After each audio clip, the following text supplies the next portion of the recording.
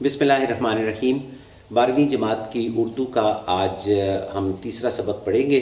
सबक का उन्वान है फ़ाक़े में रोज़ा और इसके मुसन्निफ़ हैं ख्वाजा हसन निज़ामी। अज़ीज़ तलबा, सबसे पहले मैं जो ये उन्वान है इसके ऊपर थोड़ी सी बात करना चाहूँगा कि जो लिखा हुआ है वो है फ़ाक़ा में रोज़ा, फ़े अलिफ काफ और हे लिखा हुआ है फ़ाक़ा। लेकिन जब हम पढ़ते हैं तो इसे पढ़ते हैं फ़ाक़े में रोज़ा। उसकी वजह ये है कि उर्दू में एक उसूल है, एक कायदा है जिसे इमाला का कायदा कहते हैं। उस कानून के तहत ये है कि बाज़ ऐसे अल्फाज हैं जिनका इख्तिताम हे पर होता है, लेकिन जब उनके साथ हर्फ जार यानी में, से, ने, को, पर तक वग़ैरह इस्तेमाल किया जाए तो उनका जो हे है उसकी बजाय वो आखिर की आवाज़ बड़ी ये में तब्दील हो जाती है। मिसाल के तौर पे शहरों के नाम हैं मक्का, मदीना, कोयटा, या जगह हैं जैसे आपपारा। तो अगर अपने तौर पे बात की जाए कि कोयटा जो है वो बलूचिस्तान का दारुल हुकूमत है तो ये सही होगा, लेकिन जब उसके साथ में, से, को, पर तक वग़ैरह जो लगते हैं हुरूफ़ जार, मसलन हम कहते हैं कि कोयटे में सर्दी पड़ती है, लिखा जाएगा कोयटा ही मगर हम बोलते ऐसे हैं। या जैसे हम कहते हैं कि आप मक्के जाके हज करेंगे, मक्का जाके हज करेंगे नहीं हम बोलते। इसी तरह से हम कहते हैं कि जी कोई चीज़ चाहिए तो आप पारे चले जाएं, बजाय इसके कि हम ये कहें कि आप पारा चले जाएं।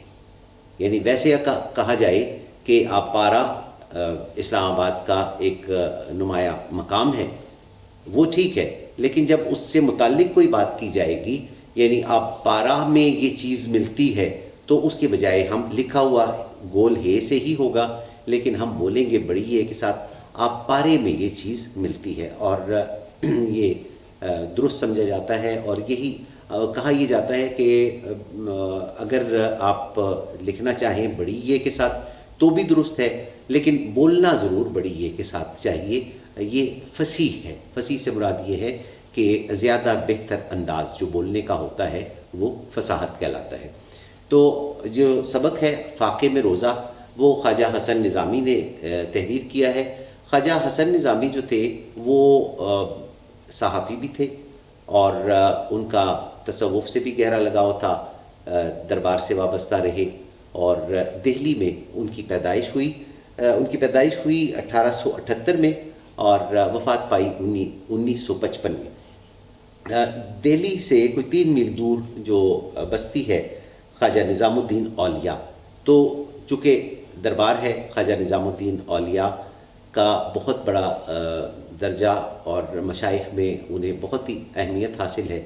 वो जो सारा इलाका था वहाँ पे एक तो ये था कि ख़ुद ख्वाजा साहब रहते थे और उनके जो वालिदैन थे जब इनकी उम्र तकरीबन 10-11 बरस की थी उस वक्त इंतकाल हो गया। बड़े भाई ने उनकी परवरिश की और तमाम तर जो रस्मी तालीम थी वो भी वहीं हासिल की और उसके साथ साथ जो तसव्वुफ़ के असरार और रुमूज़ हैं उनसे भी आगाही उन्हें हासिल हुई। उसके बाद फिर अखबारों में इन्होंने लिखना शुरू किया और चूँकि शुरू से ही इनको लिखने पढ़ने का शौक़ भी था और दिल्ली में जो किताबों के तज्जार थे, ताजिर थे, उनके साथ इनका उठना बैठना होता था, तो इस तरह किताब से मोहब्बत भी इब्तिदाई में उनको मिली और लिखने का शौक़ भी था। और बिलख़ुसूस जिन मौज़ूआत पे लिखते थे यानी जो तसव्वुफ़ वग़ैरह के मौज़ूआत हैं और मशाइख के हवाले से लिखते थे, ये ख़ासे मुश्किल मौज़ूआत हैं, लेकिन ख्वाजा हसन निज़ामी का कमाल ये था कि उन्होंने इन तमाम मौज़ूआत को बहुत ही आसान, सादा और सहल अल्फाज में लिखा और बहुत सारी उन्होंने किताबें लिखी, मुतादिद रिसाले तसनीफ़ किए और जो उनका एक ख़ास उसलूब बयान है या एक अंदाज़ है तहरीर का, वो बहुत ही सादा लेकिन उसके साथ साथ इंतहाई दिलचस्प और आम आदमी को समझ में आने वाला है। और मुश्किल जो चीज़ें थी उसको भी, मुश्किल इस्तिलाहात को भी उन्होंने बहुत आम फहम अंदाज में बयान किया। ख्वाजा साहब की जो दूसरी बड़ी तख़सीस है या खुसूसियत है وہ یہ ہے کہ 1857 کے جو بعد کے واقعات ہیں، بالخصوص مسلمانوں کے جو حالات خراب ہوئے، اور مغل بادشاہ بہادر شاہ ظفر کے جو انتقال اقتدار کے بعد، کہ اس کے بعد جو انگریزوں نے 1857 میں قبضہ کر لیا اس تمام علاقے پر، تو اس کے بعد ظاہری بات ہے کہ مسلمانوں ہی کو سب سے زیادہ اس کا نقصان اٹھانا پڑا، کیونکہ مسلمانوں کے بارے میں انگریزوں کا یہی تاثر تھا کہ چونکہ اس قوم سے اقتدار چھینا گیا ہے، اس لیے وہ مسلمانوں پہ اعتبار کرنے پہ بھی تیار نہیں ہوتے تھے۔ دوسری بات یہ تھی کہ خود مسلمان بھی انگریز سے نفرت کرتے تھے اسی بنا پر، کیونکہ عام آدمی بھی مسلمانوں کا وہ یہ سمجھتا تھا کہ ہم سے حکومت چھینی گئی ہے، یعنی وہ شراکت اقتدار کا احساس وہ موجود تھا۔ جبکہ دوسری طرف اگر ہم ہندوؤں کے حوالے سے دیکھیں تو ہندوؤں نے کوئی بہت زیادہ مزاحمت نہیں کیا، کہ تو صحیح ایسا نہیں ہے کہ نہیں تھی، جو زمین کی محبت تھی یا جو آزادی کا ایک جذبہ تھا وہ تو تھا، لیکن ان کے ہاں یہ صرف ایک طرح سے آقاؤں کے بدلنے کا تصور تھا کہ پہلے مسلمان حکمران تھے اور اس کے بعد انگریز حکمران ہو گئے۔ لیکن ساتھ ہی ساتھ یہ تھا کہ مسلمانوں کے دور میں ہندوؤں کو بہت زیادہ نہ صرف یہ کہ مراعات حاصل تھی، بلکہ اقتدار میں بھی ان کی بہت شراکت تھی، اور ان کے ساتھ بہت رواداری کا سلوک بھی روا رکھا جاتا تھا۔ جب انگریز آئے تو مسلمانوں کے ساتھ ایسا نہیں ہوا، مسلمانوں کو شدید انتقام کا نشانہ بنایا گیا، اور یہاں تک آتا ہے کہ جو خطوط غالب ہیں اس میں واضح تذکرہ ملتا ہے کہ دہلی میں نام کو بھی مسلمان موجود نہیں رہا۔ یہ 1857 کی جو جنگ آزادی کے بعد کی بات وہ بتاتے ہیں، اور کہتے ہیں کہ اگر کوئی آئے تو باقاعدہ اس کا اندراج کیا جاتا ہے، اور جو یہاں کے جو تمام شرفاء تھے یا وہ تو وطن چھوڑ کے چلے گئے ہیں، دہلی چھوڑ کے چلے گئے ہیں، یا یہ ہوا ہے کہ انہیں سزائیں دی گئی ہیں، پھانسیاں دی گئی ہیں، انہیں مارا پیٹا گیا ہے، یا قید و بند میں انہیں رکھا گیا ہے، اور ان کے گھر بھی تباہ ہو گئے ہیں۔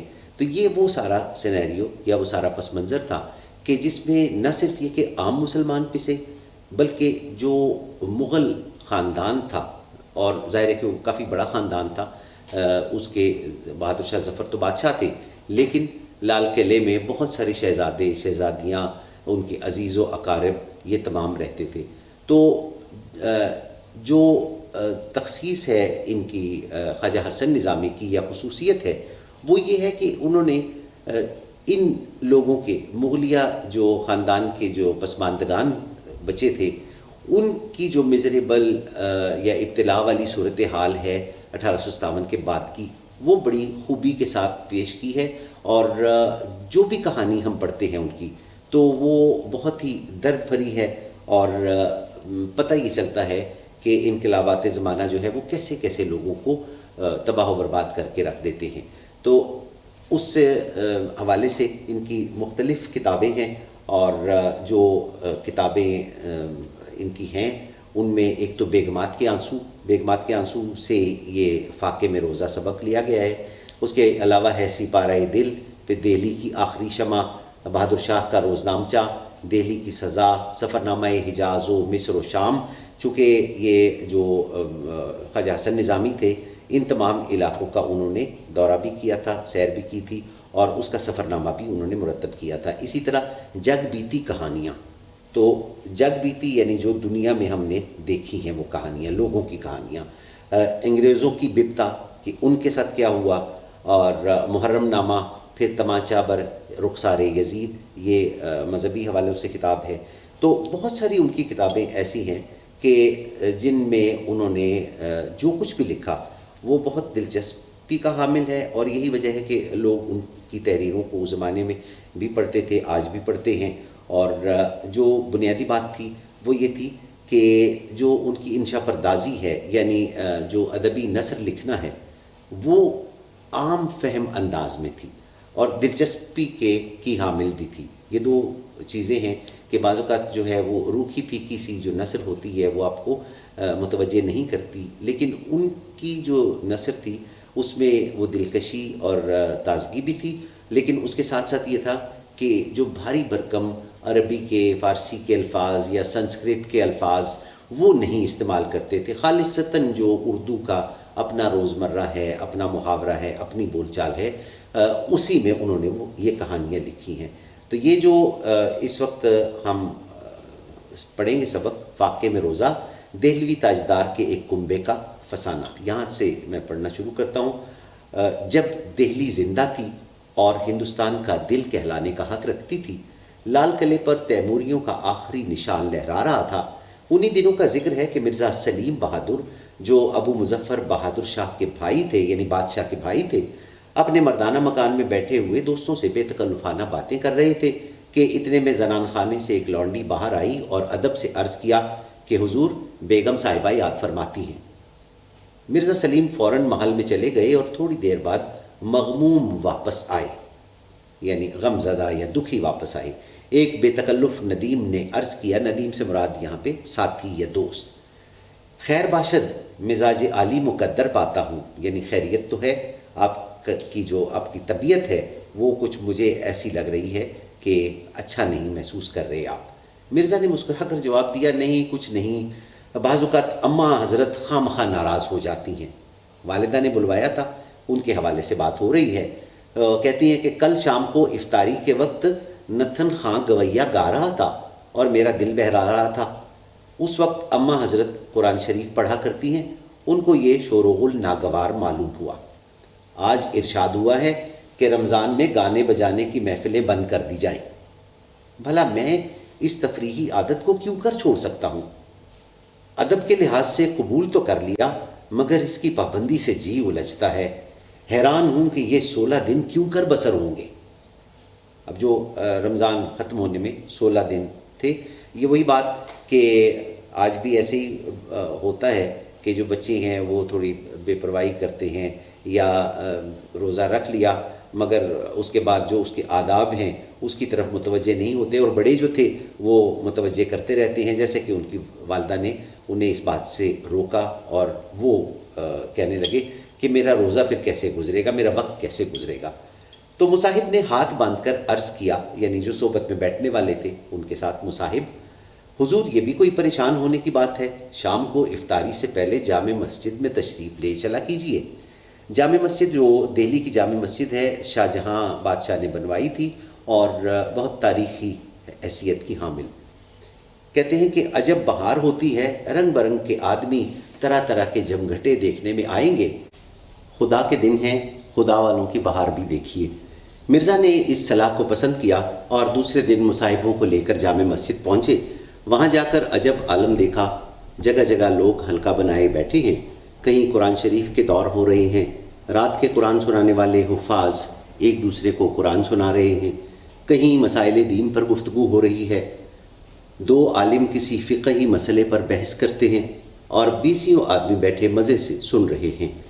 فقہی مسائل سے مراد یہ ہے کہ جو اسلامی قوانین ہیں ان کے مطابق زندگی کے جو دیگر مسائل درپیش ہوتے ہیں اس میں جو رائے دی جاتی ہے فقہا کے مطابق، وہ فقہی مسائل ان پہ بحث ہو رہی ہے اور 20 آدمی بیٹھے مزے سے سن رہے ہیں۔ کسی جگہ توجہ اور مراقبے کا حلقہ ہے۔ مراقبہ جو ہے وہ روحانی طور پہ ارتکاز اور توجہ کی مختلف جو مشقیں کی جاتی ہیں اسے کہتے ہیں۔ یہیں کوئی صاحب وظائف میں مشغول ہے، الغرض مسجد میں چاروں طرف اللہ والوں کا ہجوم ہے۔ یہ وہ وقت ہے جب عصر کے بعد کا اور مغرب سے پہلے کا، یعنی افطاری سے پہلے کا وہ وقت ہے، وہ تمام لوگ ایک عبادت کا جو ماحول ہے وہ سارا مسجد میں دیکھ رہے ہیں، اور اس میں جو شہزادہ ہے وہ اور اس کے مصاحب وہ بھی موجود ہیں۔ کلو جدید لذیذ، یعنی جو ہر نئی چیز ہوتی ہے وہ اچھی لگتی ہے۔ مرزا کو یہ نظام بہت پسند آیا اور وقت بہت لطف سے کٹ گیا۔ اتنے میں افطار کا وقت قریب آیا، سینکڑوں خوان افطاری کے آنے لگے، دسترخوان طرح طرح کے سجے ہوئے آ رہے تھے لوگوں کے گھروں سے، اور لوگوں میں افطاریاں تقسیم ہونے لگیں۔ خاص محل سلطانی سے متعدد خوان مکلف چیزوں سے آراستہ روزانہ جامع مسجد میں بھیجے جاتے تھے۔ پرتکلف افطاری بھیجی جاتی تھی، جو آج بھی رواج ہے ہمارے ہاں، اور جب افطاریاں ہوتی ہیں تو گھروں سے آس پاس سے مسجد میں لوگوں کو افطاری بھیجی جاتی ہے۔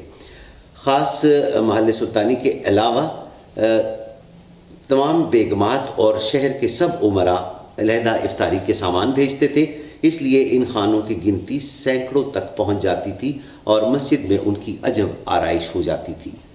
مرزا کے دل پر اس دینی چرچے اور شان و شوکت نے بڑا اثر ڈالا اور اب وہ برابر روزانہ مسجد میں آنے لگے۔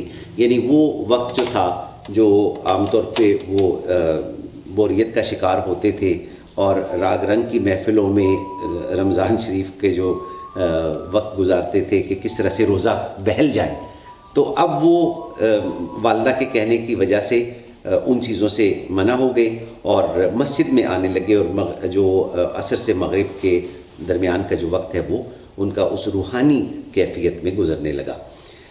گھروں میں وہ دیکھتے کہ سینکڑوں فقراء کو سحری اور اول شب کا کھانا روزانہ شہر کی خانقاہوں اور مسجدوں میں بھجوایا جاتا تھا۔ مرزا سلیم کے ایک بھانجے مرزا شہزور نو عمری کے سبب اکثر اپنے ماموں کی صحبت میں بے تکلف شریک ہوا کرتے تھے۔ ان کا بیان ہے کہ ایک تو وہ وقت تھا اور ایک وہ وقت آیا کہ دہلی زیر و زبر ہو گئی۔ دہلی زیر و زبر ہو گئی۔ 1857 کا جو ہنگامہ ہوا، اس کے بعد انگریزی فوجیں جب دہلی میں داخل ہو گئیں اور مغلیہ سلطنت کا خاتمہ ہو گیا، تو جیسے کہ ابتدا میں نے عرض کیا کہ سب سے زیادہ نقصان اس کا مسلمانوں کو ہوا کہ جو مسلمان امراء تھے ان کے پاس جاگیریں تھیں اور جو وہ تمام جائیدادیں تھیں وہ چھن گئی ان سے، اور بیشتر لوگ جو تھے امراء ان کو یا تو جان سے ہاتھ دھونا پڑے یا قید و بند کی صعوبتیں برداشت کرنی پڑی، اور ان کے گھر تمام تباہ ہو گئے۔ تو قلعہ برباد کر دیا گیا، ان کے گھر اجڑ گئے، ان کی بیگمات ماما گیری کرنے لگیں۔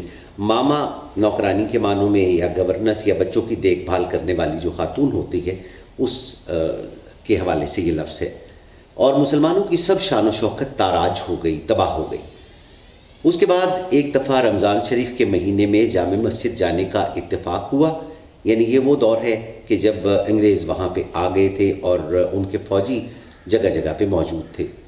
کیا دیکھتا ہوں کہ جگہ جگہ چولہے بنے ہوئے ہیں مسجد کے اندر، سپاہی روٹیاں پکا رہے ہیں، گھوڑوں کے دانے دلے جا رہے ہیں، گھاس کے انبار لگے ہوئے ہیں، اور شاہجہاں کی خوبصورت اور بے مثل مسجد استبل نظر آتی ہے۔ کہ یہ بدقسمتی ہے کہ جو حاکم قوم ہوتی ہے یا جو فاتح ہوتا ہے، وہ جب کسی جگہ داخل ہوتے ہیں تو وہاں کے جو مذہبی شاعر ہیں ان کا احترام نہیں کیا جاتا، اور وہ تباہی اور بربادی جو عام گھروں میں ہوتی ہے اسی طرح سے ان مساجد میں بھی ہوئی، اور جو شاہجہاں کی سب سے بڑی مسجد جو جامع مسجد دہلی تھی، وہاں پہ جو انگریز فوجی تھے وہ مقیم تھے اور ان کے گھوڑے وہاں استبل کا کام ان سے لیا جا رہا تھا۔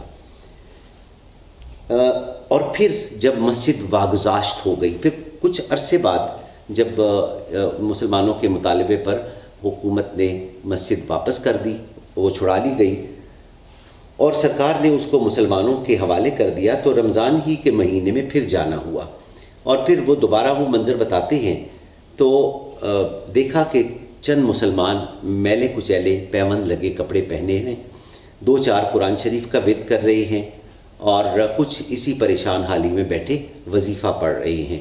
افطاری کے وقت چند آدمیوں نے کھجوریں اور دال سیب بانٹ دیے، اور کسی نے ترکاری کے قتلے تقسیم کر دیے۔ نہ وہ اگلا سا سما، نہ وہ اگلی سی چہل پہل، نہ وہ پہلی کسی شان و شوکت۔ یہ معلوم ہوتا تھا کہ بیچارے فلک کے مارے چند لوگ جمع ہو گئے ہیں۔ فلک سے یہاں مراد آسمان ہے، اور معنی اس کے یہ بن رہے ہیں کہ قسمت یا تقدیر، کہ اب جو انقلاب فلک نے، تقدیر نے مسلمانوں کو برا وقت دکھایا ہے، تو وہ شان و شوکت پہلے کسی موجود نہیں رہی کہ وہ زمانہ جب افطاریاں وہاں ہوتی تھیں جامع مسجد میں، اور طرح طرح کے کھانے پینے کی چیزیں ہوتی تھیں، لوگ بڑی تعداد میں جمع ہوتے تھے۔ اب چونکہ مسلمان وہاں موجود نہیں ہیں، اور بہت سارے لوگ ایسے ہیں کہ جو اب مسجد میں نہیں جا پا رہے، تو اس وجہ سے وہ کہتے ہیں کہ نہ پہلے سی شان و شوکت رہی ہے۔ اور اس کے بعد آج کل کا زمانہ بھی دیکھا۔ آج کل کا زمانہ سے مراد یہ ہے کہ جس دور میں یہ مضمون لکھا جا رہا ہے۔ آج کل کا زمانہ بھی دیکھا جب کہ مسلمان چاروں طرف سے دب گئے ہیں۔ انگریزی تعلیم یافتہ مسلمان مسجد میں نظر ہی کم آتے ہیں، غریب غربا آئے تو ان سے رونق کیا خاک ہو سکتی ہے۔ پھر بھی غنیمت ہے کہ مسجد آباد ہے۔ یعنی ایک تو یہ ہوا کہ اس زمانے میں جو انگریز کے دور کے بعد کا وقت آیا، مسلمانوں کو معاشی طور پہ بھی پیچھے رہنا پڑا، اور اس کی وجہ بنیادی یہ تھی کہ جو ان کی زمینیں جائیدادیں تھیں وہ قبضہ کر لی گئی تھی انگریز کی طرف سے، معیشت کا کوئی سلسلہ نہیں تھا، پھر تعلیم میں بھی وہ پیچھے رہ گئے تھے، اور اس کے بعد جو انگریزی تعلیم آئی بھی تو مسلمانوں کے ہاں مذہب کا جو معذرت خواہانہ رویہ آ گیا تھا، اور جو پڑھے لکھے لوگ تھے وہ اس طریقے سے مساجد میں نہیں جا رہے تھے، یا وہ ذوق و شوق پہلے جیسا نہیں رہا تھا۔ جب انگریزی توپوں اور سنگینوں نے ہمارے ہاتھ سے تلوار چھین لی، تاج سر سے اتار لیا، تخت پر قبضہ کر لیا، شہر میں آتشناک گولیوں کا مہ برس چکا، 7 پردوں میں رہنے والیاں بے چادر ہو کر بازار میں اپنے وارثوں کی تڑپتی لاشوں کو دیکھنے نکل آئیں، چھوٹے بن باپ کے بچے ابا ابا پکارتے ہوئے بے یار و مددگار پھرنے لگے، حضور ذل سبحانی یعنی بادشاہ جن پر ہم سب کا سہارا تھا قلعہ چھوڑ کر باہر نکل گئے۔ اس وقت میں نے بھی اپنی بوڑھی والدہ، کم سن بہن اور بیوی کو ساتھ لے کر اور اجڑے قافلے کا سالار بن کر گھر سے کوچ کیا۔ اب یہ جو واقعہ بیان کر رہے ہیں اس مرزا شہزور کا، جو کہ بادشاہ کا رشتے میں بھانجا لگتا ہے، وہ اپنی والدہ، اپنی بیوی اور چھوٹی 10-11 سال کی بہن اس سمیت کوچ کرنے لگے اور کسی محفوظ جگہ کی تلاش میں جا رہے ہیں۔ ہم لوگ 2 رتھوں میں سوار تھے، سیدھے غازی آباد کا رخ کیا، مگر بعد کو معلوم ہوا کہ وہ راستہ انگریزی لشکر کی جولانگاہ بنا ہوا ہے، اس لیے شاہدرے سے واپس ہو کر قطب صاحب چلے۔ قطب صاحب، اور یہ سارے مضافات ہیں دہلی کے۔ شاہدرہ ویسے تو اسلام آباد میں بھی جگہ ہے، جو لاہور ہے وہاں اس کے قریب بھی مقام ہے، لیکن دہلی کے قریب جو مقام تھا شاہدرہ، اور وہاں پہنچ کر رات کو آرام کیا، اس کے بعد صبح آگے روانہ ہوئے۔ چھترپور کے قریب گجروں نے حملہ کیا اور سب سامان لوٹ لیا، مگر اتنی مہربانی کی کہ ہم کو زندہ چھوڑ دیا۔ وہ لک و دک جنگل، 3 عورتوں کا ساتھ، اور عورتیں بھی کیسی، ایک بڑھاپے سے 2 قدم چلنا دشوار، دوسری بیمار، تیسری 10 برس کی معصوم لڑکی زارو قطار، عورتیں روتی۔ اب یہ آپ نے دیکھا کہ یہاں پہ کچھ جو نثر ہے وہ ہمیں شاعری جیسی لگ رہی ہے، یعنی اس میں قافیہ بندی کا اہتمام کیا گیا ہے، جیسے 2 4، دشوار، بیمار، زارو قطار۔ یہ وہ انداز ہے جو مرزا غالب نے اپنے خطوط میں بھی بہت استعمال کیا ہے۔ اسے کہتے ہیں مقفع نثر، یعنی ایسی نثر ہو تو وہ شاعری نہیں، نثر ہی ہو، لیکن ہر جملے کے آخر میں التزام ایسا کیا جائے کہ وہ قافیہ محسوس ہو، اور دوسرے مصرے میں بھی دوسرے جملے کے آخر میں بھی اسی طرح سے ہم آواز لفظ استعمال کیا جائے۔ یہ شاعری نہیں ہوتی، صرف یہ مقفع نثر کہلاتی ہے۔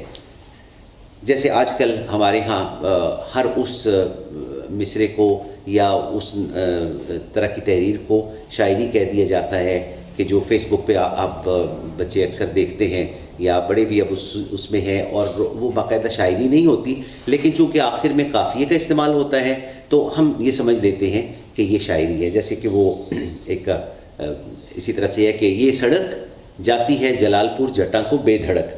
اب سڑک اور دھڑک کا قافیہ آ گیا تو اس سے شعر نہیں بن سکتا۔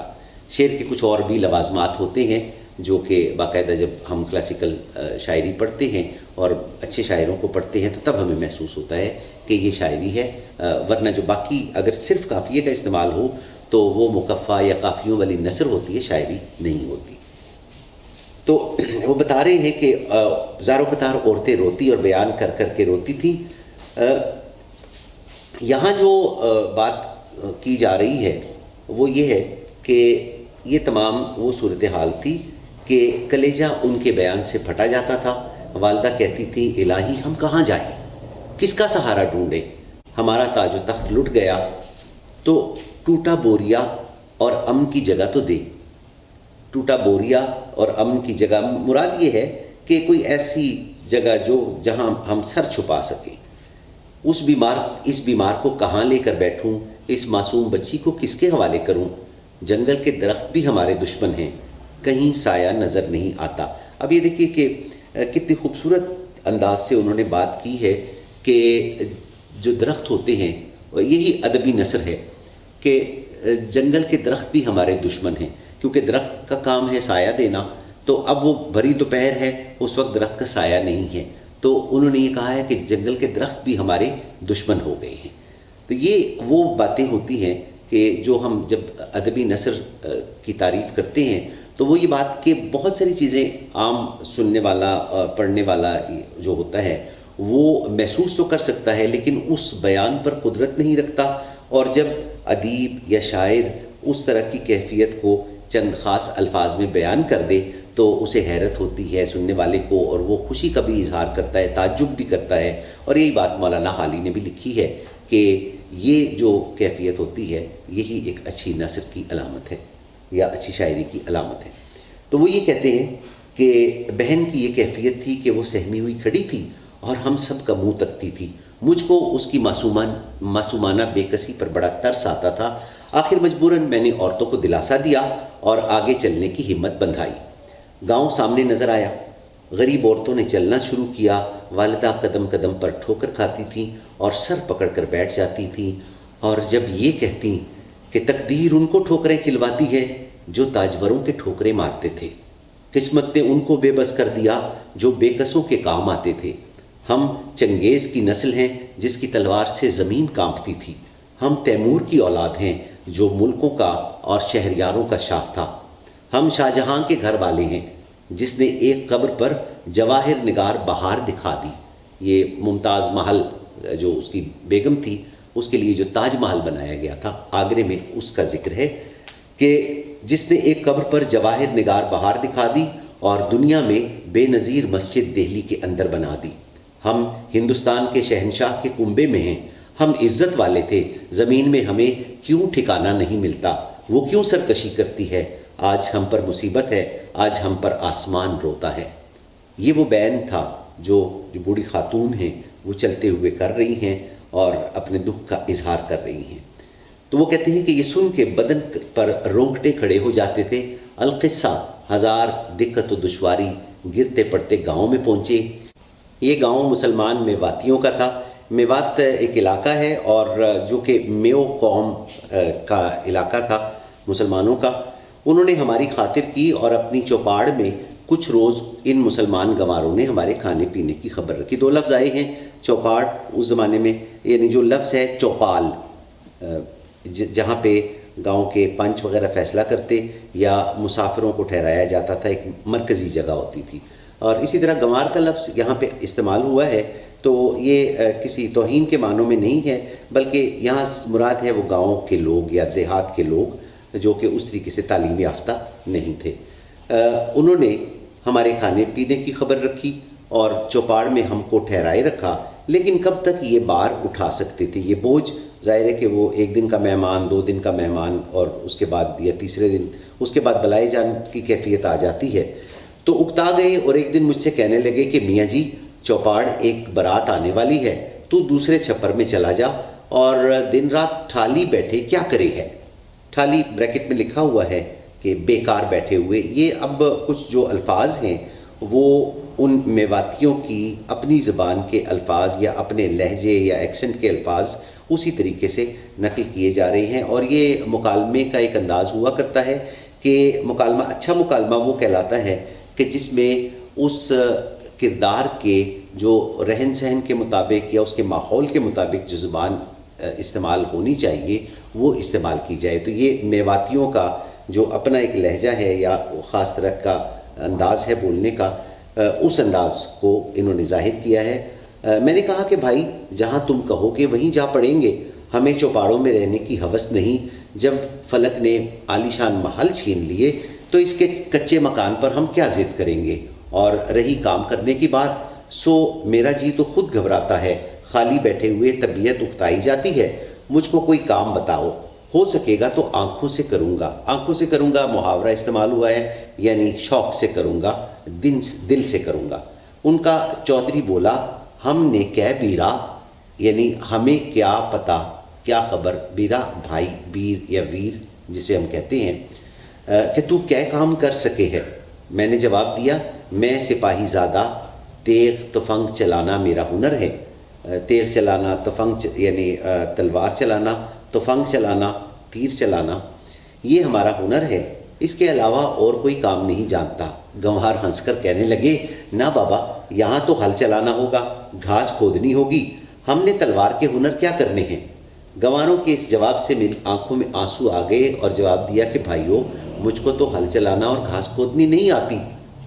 مجھ کو روتا دیکھ کر گنواروں کو رحم آ گیا اور بولے اچھا تو ہمارے کھیت کی رکھوالی کر لیا کر اور تیری عورتیں ہمارے گاؤں کے کپڑے سی دیا کریں.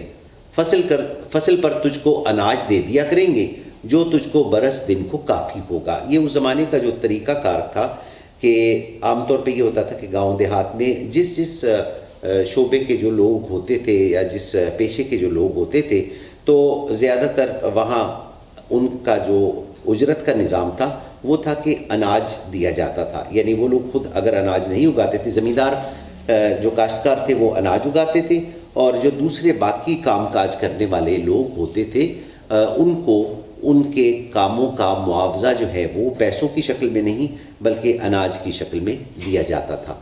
تو یہ گاؤں دیہات کا وہ پس منظر ہے. چنانچہ یہی ہوا کہ میں سارا دن کھیت پر جانور اڑایا کرتا تھا اور گھر میں عورتیں کپڑے سیتی تھیں. ایک دفعہ ایسا ہوا کہ بھادوں کا مہینہ آیا اور گاؤں میں سب کو بخار ہونے لگا. یہ وہ جو بارشوں کا موسم آیا، میری اہلیہ اور بہن کو بھی بخار نے آن دبایا. وہ گاؤں، وہاں دوا اور حکیم کا کیا ذکر، خود لوٹ پیٹ کر اچھے ہو جاتے تھے. مگر ہم کو دواؤں کی عادت تھی. لوٹ پیٹ کر اچھے ہونے سے مراد یہ ہے کہ خود ہی وہ تکلیف برداشت کرتے کرتے وہ تکلیف آخر ختم ہو جاتی تھی. مگر ہم کو دواؤں کی عادت تھی، سخت تکلیف اٹھانی پڑی. اسی حالت میں ایک دن اس زور کی بارش ہوئی کہ جنگل کا نالا چڑھ آیا اور گاؤں میں کمر کمر پانی ہو گیا.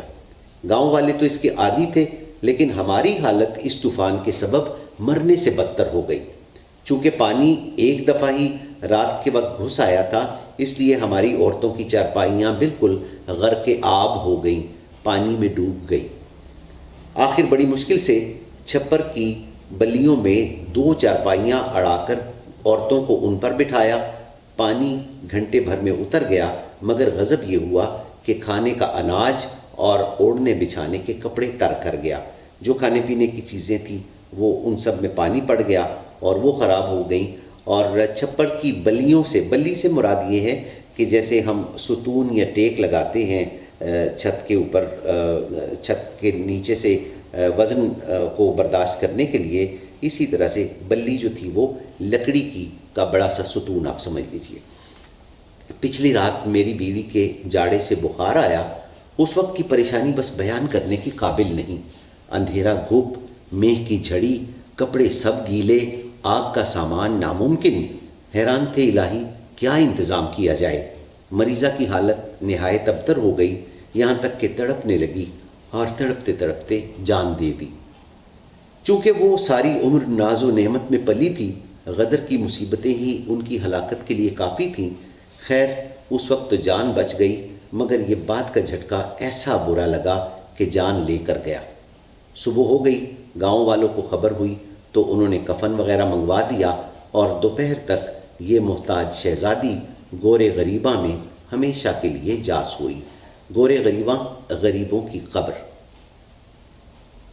اب ہم کو کھانے کی فکر ہوئی کیونکہ اناج سب بھیگ کر سڑ گیا تھا. گاؤں والوں سے بھی مانگتے ہوئے لحاظ آتا تھا، وہ بھی ہماری طرح اسی مصیبت میں گرفتار تھے. تاہم ہمارے گاؤں کے چودھری کو خود ہی خیال ہوا اور اس نے کتب صاحب سے 1 روپے کا آٹا منگوایا. وہ آٹا نصف کے قریب خرچ ہوا ہوگا کہ رمضان شریف کا چاند نظر آیا. اب آپ کو بظاہر 1 روپے کا آٹا بڑا لگ رہا ہے کہ 1 روپیہ تو کوئی قیمت یا حیثیت نہیں رکھتا، لیکن اس زمانے میں اس کی پرچیزنگ پاور جو تھی وہ خریدنے کی قوت بہت زیادہ تھی. اور والدہ صاحبہ کا دل بہت نازک تھا. وہ ہر وقت گزشتہ زمانے کو یاد کیا کرتی تھیں.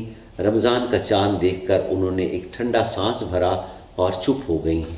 میں سمجھ گیا کہ ان کو اگلا وقت یاد آ گیا ہے، تسلی کی باتیں کرنے لگا جس سے ان کو کچھ ڈھارس ہو گئی۔ اب یہاں تک آج ہم یہ سبق پڑھتے ہیں، اس کو روکتے ہیں، چونکہ اب وہ رمضان کی بات تو انہوں نے شروع کی ہے، اور اس کے بعد چونکہ سبق کا عنوان بھی ہے فاقے میں روزہ، تو آگے وہ مصائب، وہ تکالیف جو کہ اس موجودہ وقت میں ان کو درپیش ہو رہی ہیں اور ان کا موازنہ وہ پچھلی باتوں کے ساتھ کر رہے ہیں، یہ ساتھ ساتھ چلتی ہوئی کہانی جو ہے وہ دلچسپی بھی رکھ رہی ہے، اور اس کے بعد اس کا انجام کیا ہوگا یا اختتام کیا ہوگا یہ پھر ہم کل کے لیکچر میں کریں گے، اور اس کے ساتھ ساتھ کل کے لیکچر میں ہی ہماری کوشش بھی یہ ہوگی کہ جو مشقی سوالات ہیں وہ بھی ختم کر سکیں۔ جی آج کے لیے آپ کا توجہ کا بہت بہت شکریہ، کل انشاءاللہ آپ سے ملاقات ہوگی، اللہ حافظ۔